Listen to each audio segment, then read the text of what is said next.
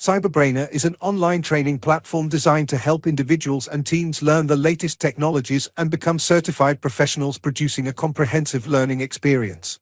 So I think yesterday we saw about the different functions which are there in the calculated field. Like we saw yesterday.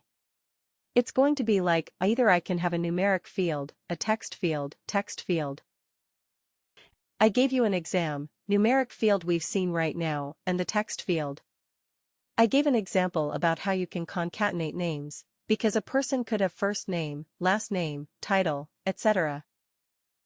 And when you display your name in your profile, say for example, Carol Lee is mentioned over here. Certain people, especially in UK, may have some suffixes. Carol Lee 1, Carol Lee 2, especially in Europe, you may have Carol Lee 1, 2, 3 surnames, and somebody else could have prefixes. Prefixes could be something like Mr. If the organization wants to put in your Mr. Dr.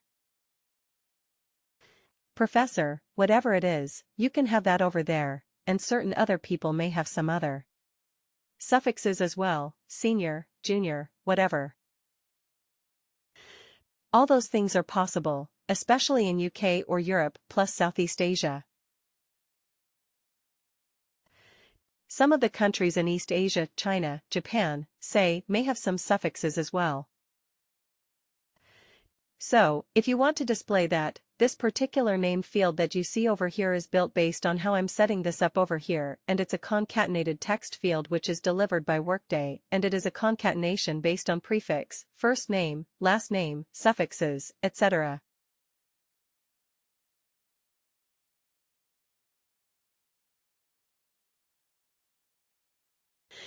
And again, this is a configuration which is available.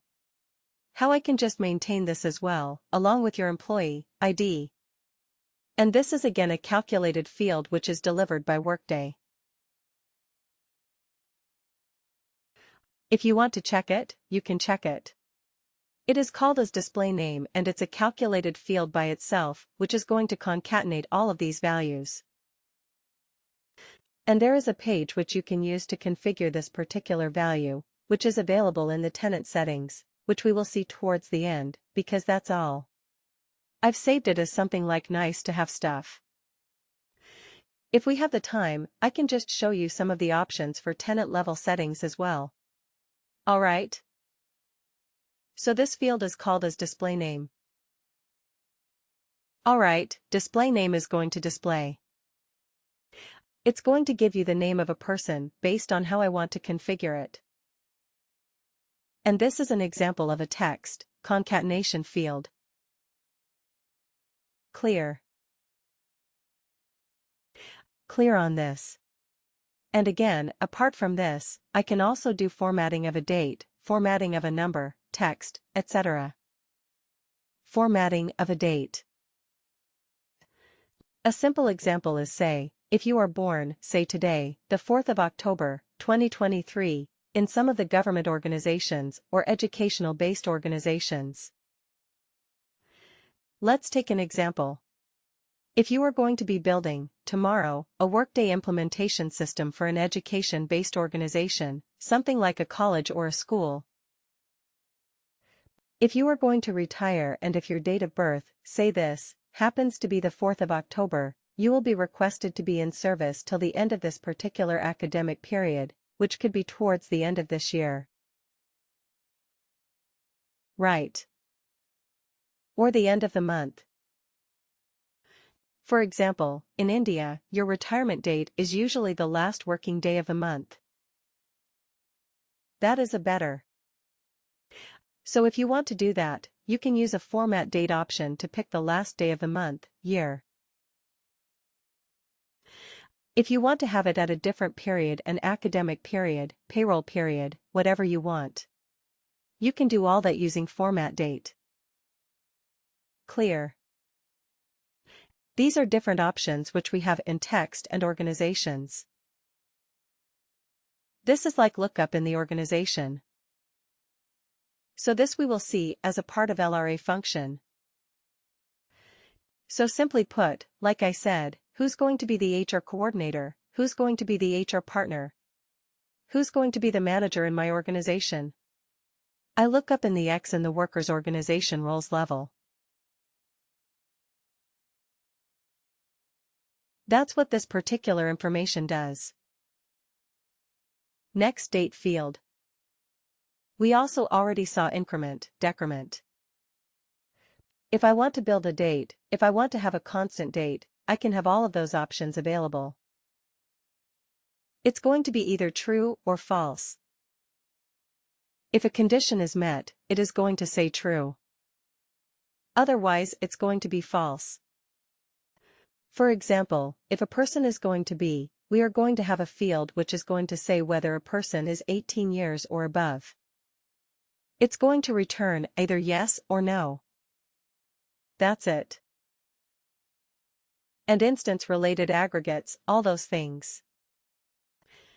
And we'll just look at it once we get into lookup-related values. Alright? Clear on the values that we've seen over here, how? This does probably a recap of whatever we did, but just want to explain it in a little bit more granular level. Right. Clear? Any other questions? Before we get into the next topics. Alright.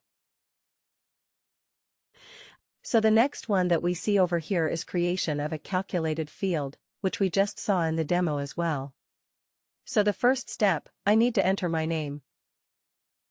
Like I said, always, from this point of time onwards, create a name or any object that you create, not only a calculated field.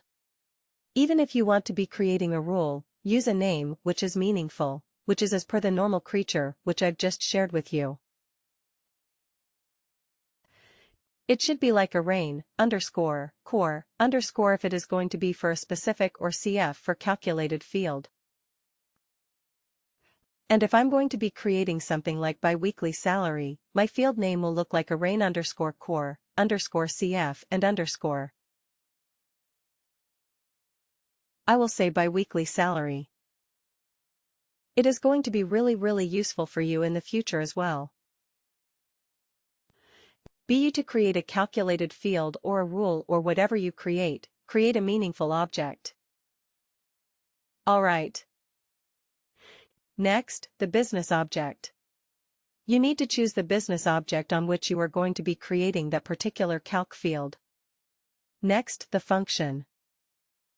So that is how you create a calculated field.